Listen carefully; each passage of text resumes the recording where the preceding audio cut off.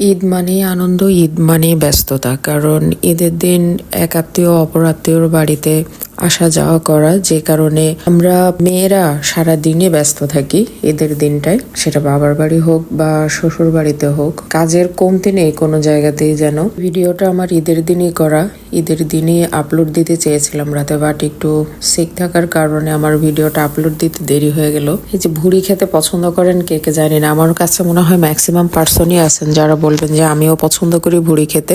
But এটা clean করে খাওয়ার উপযোগী করা পর্যন্ত কিন্তু এর পেছনে অনেক শ্রম দিতে হয়। অনেকেই ভুড়ি পরিষ্কার করতে খুবই বিরক্তিকর বিষয় বলে মনে করেন, বাট আমার কাছে এটা তেমন একটা হার্ড কোনো কাজ বলে মনে হয় না। কারণ দেখেন কত ইজিলি উপরের যে চামড়া বা ময়লাগুলো এগুলো উঠে আসছে।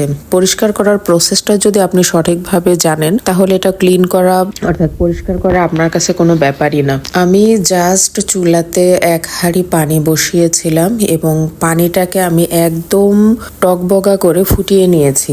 দেন আমি খাওয়ার যে চুন, এই চুনটা দিয়ে জাস্ট 1 মিনিট পর্যন্ত এই ভুড়িগুলো ভিজিয়ে রেখেছিলাম। তারপরে এই যে দেখেন মুহূর্তের মধ্যে জাদুর মতো করে সব ময়লা কিভাবে উঠে আসছে। যখন ভুড়িটা পরিষ্কার করতে পারতাম না তখন অনেকের কাছে গল্প শুনতাম যে 1 ঘন্টা ভিজিয়ে রাখতে হয়, আধা ঘন্টা ভিজিয়ে রাখতে হয়। আসলে প্র্যাকটিক্যাল এখন যখন নিজে কাজ করছি তখন দেখলাম যে আসলে ওসব কিছুই না।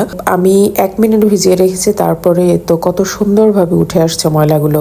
এটা আপনি চামচ দিয়ে হোক বা হাত দিয়েও করতে পারেন, অথবা এটা মানে যে কোনো ছুরি বা যে কোনো কিছু দিয়েও আপনি এটা ক্লিন করতে পারেন খুব সহজে। দেখেন ময়লাগুলো কত সুন্দর ইজিলি উঠে আসছে। তারপরে তো এখন এটাকে রান্না করে খাওয়ার পালা। ভুড়ি রান্না করাটাও কিন্তু খুব ইজি।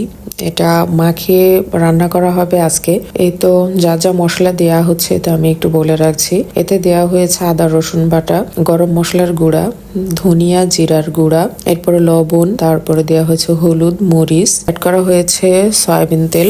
এগুলো সবকিছু সুন্দরভাবে হাত দিয়ে মাখিয়ে নেওয়া হচ্ছে। যদি আপনি আলু খেতে পছন্দ করেন ভুড়ির সাথে, ভুড়িটা যখন পুরো সেদ্ধ হয়ে যাবে তারপর ইউজ করবেন আলুটা। বাট আমি এখানে আজকে আমাদের বাসায় যেটা রান্না করা হচ্ছে এটা আলু ছাড়াই, জাস্ট একদম ভাজা ভাজা করা হবে এটাকে।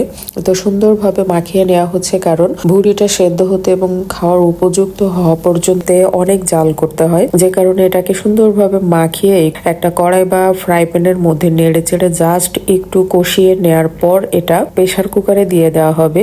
এবং প্রেসার কুকারে দেওয়ার পর একটু বেশি সিটি দিতে হবে গরুর মাংসের চাইতেও। এখানে 20 থেকে 22টা সিটি দিলে তারপরে এটা ইনশাল্লাহ খাওয়ার উপযুক্ত হয়ে যাবে। এত গেল সেদ্ধ করার প্রসেস।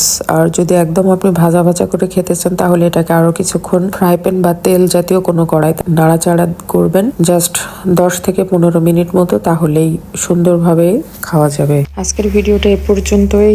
ইনশাল্লাহ আবার দেখা হবে, কথা হবে আগামীতে অন্য কোনো ভিডিও নিয়ে। সে পর্যন্ত সবাই ভালো থাকেন, সুস্থ থাকেন। আল্লাহ হাফিজ।